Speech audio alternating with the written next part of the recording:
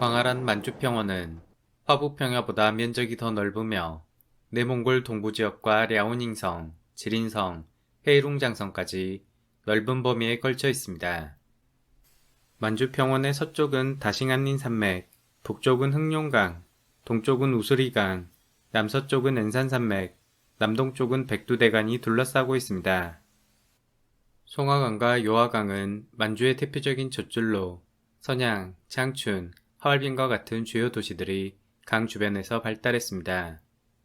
과거 만주는 농업 생산력이 높지 않아 밭농사와 수렵, 어업, 유목 생활을 함께 영위했지만 근대 농업기술 발달로 대규모 옥수수 밭이 개간되면서 비옥한 곡창지대로 변모했습니다. 만주평원과 몽골 고원을 경계짓는 다싱안린 산맥은 길이가 1200km에 이르며 울창한 타이가 침엽소림이 넓게 펼쳐져 있습니다. 사람의 발길이 닿지 않는 청정한 온시림에는 시베리아 호랑이와 늑대, 불곰을 비롯한 다양한 야생동물들이 서식하죠. 현재 이곳에는 소수의 몽골족과 오로첸족, 에벤키족이 사냥과 관광업으로 생계를 유지하고 있습니다. 소설 삼체에서 애운제는 비밀군사기지에서 우주신호를 탐사하다가 외계인 삼체 문명과 접촉하게 되는데 그 비밀기지가 바로 다싱안린 산맥에 위치한 것으로 묘사됩니다. 산맥 최북단의 헤이룽장성 다싱안린 지구는 영하 40도에 이르는 혹독한 날씨 때문에 중국에서 인구 밀도가 가장 낮은 지역 중 하나입니다. 중국과 러시아의 국경선에 해당하는 흑룡강은 다싱안린 산맥을 지나 하바롭스크에서 우스리강과 합류하여 오호츠크해로 흘러갑니다. 18세기 청나라 건융제는 중국 역사상 가장 광대한 영토를 점령했었고 당시 흑룡강 북부와 연해주까지 원래 청나라 영토였습니다. 하지만 청나라는 아편전쟁에서 패배하며 국력이 크게 약화되었고 이를 틈타 러시아는 아이운 조약과 베이징 조약을 통해 아무르강 북쪽 하바롭스크와 연해주 블라디보스토크 지역을 차지하였죠. 멀리 고대로 올라가면 만주평원의 중심 세력은 고조선과 부여였고 이후 고구려와 발해로 이어지는 한민족의 역사적 명맥을 계속 유지해왔습니다. 특히 고구려는 수나라와 당나라의 대규모 침략을 모두 막아내며 700년 이상 만주벌판의 절대 강자로 군림했었죠. 고구려가 멸망한 후 유민을 이끌던 태조영은 말갈족과 손잡고 698년 발해를 건국했으며 926년까지 만주 일대를 지배했습니다. 하지만 10세기 거란족의 여나라가 발해를 멸망시킨 후부터 만주평원의 주인공은 거란족의 여나라, 여진족의 금나라, 몽골족의 원나라, 한족의 명나라, 만주족의 청나라로 끊임없이 교체되었고 만주를 정복한 세력 대부분은 결국 중국 대륙을 통일하는 데 성공했습니다. 이처럼 만주평원은 춥고 척박했지만 다양한 민족들이 각축전을 벌이며 동아시아 전체 역사의 판도를 뒤흔드는 매우 중요한 지역이었습니다. 만주평원 남서쪽에 위치한 랴오닝성은 동북 삼성 중에서 가장 인구가 많고 경제가 발전한 곳입니다. 예로부터 중원으로 진출하려는 북방 세력과 만주를 평정하려는 한족 세력이 이곳에서 끊임없이 충돌했기 때문에 청나라 강희제는 랴오의 평화를 기원한다는 뜻을 담아 랴오닝이라 이름 붙였죠.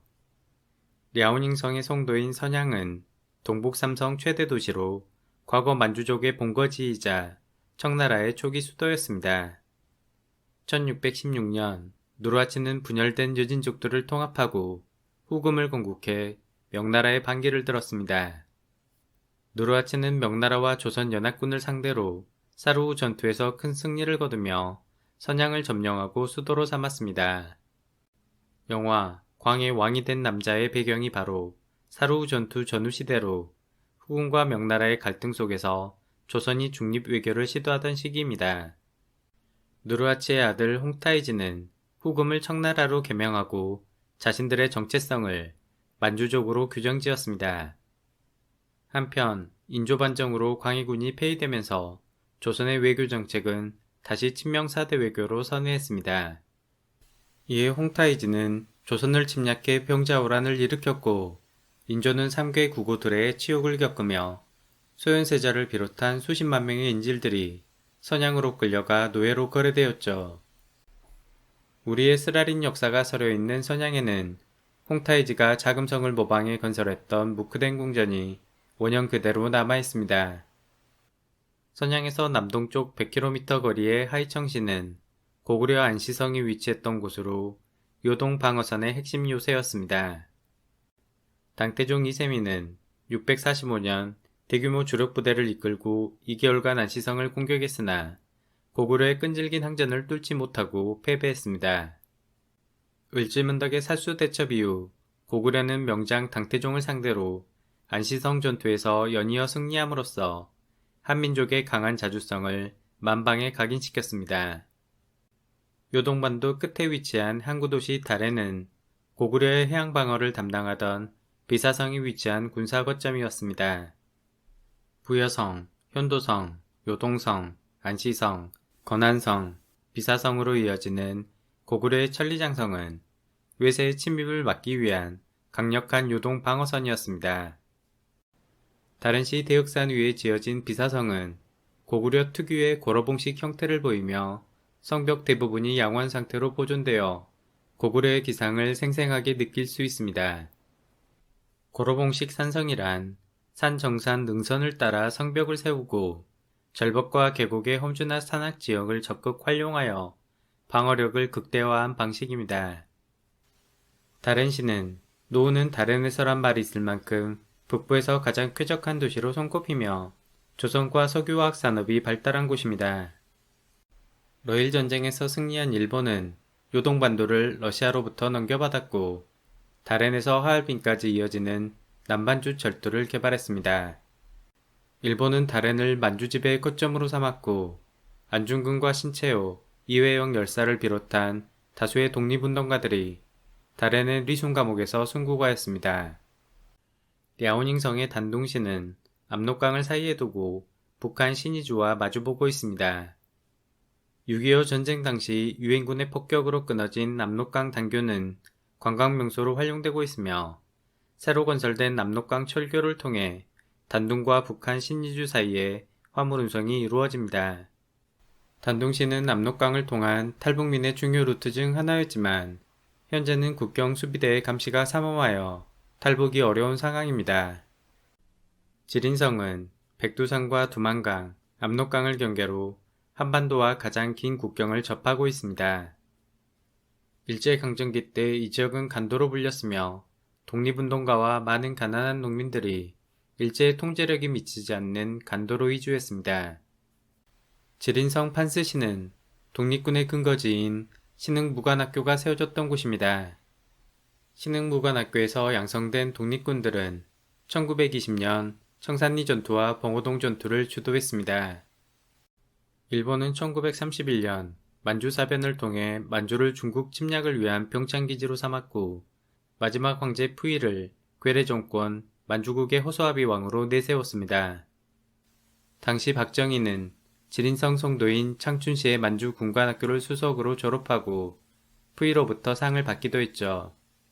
그는 만주국 소위로 임관 후 광복때까지 일본 관동군에서 활동했습니다. 지린성 남쪽의 지안시는 압록강을 경계로 북한과 접하고 있으며 고구려의 수도 국내성이 위치했던 중요한 역사적 장소입니다. 유리왕이 졸본성에서 국내성으로 도읍을 옮긴 후부터 장수왕이 평양성으로 천도할 때까지 국내성은 400년 이상 고구려의 정치 군사 중심지였습니다. 국내성이 위치한 이 지역은 물길이 흐른다는 뜻의 통구로 불렸으며 광개토 대양비와 태왕릉, 장군총, 환도산성 고분군, 우영총, 각조총 등 중요 유적들이 밀집해 있습니다. 지안시에는 대략 1만 2천 개의 고구려 고분들이 흩어져 있는데 중국에서는 이들 전체를 통구 고분군이라 지칭합니다. 통구 고분군은 위치에 따라 우산하, 마성구, 칠성산, 만보정, 산성하, 하해방 고분군으로 구분합니다. 이 중에서도 태양릉과 장군총이 위치한 우산하 고분군과 준왕릉급 무덤들이 밀집해 있는 환도산성 고분군이 대표적입니다. 고구려 최고의 유적으로 손꼽히는 장군총은 화강암을 7단으로 쌓아 만든 세련된 피라미드형 무덤으로 동아시아에서 가장 완성도가 높은 적석총으로 평가받습니다.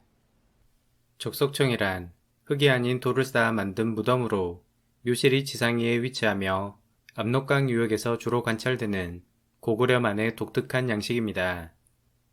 당시 한나라를 비롯해 부여, 옥저, 낙랑의 주변국들은 모두 흙으로 봉분을 만들고 묘실이 지하에 위치한 전통적 양식이었습니다. 적석총 종류에는 돌을 단순하게 깔아놓은 무기단식과 옆에 보호벽을 둘러친 기단식, 돌을 봉분처럼 쌓아 올린 계장식, 발전된 형태의 계단식으로 분류할 수 있습니다.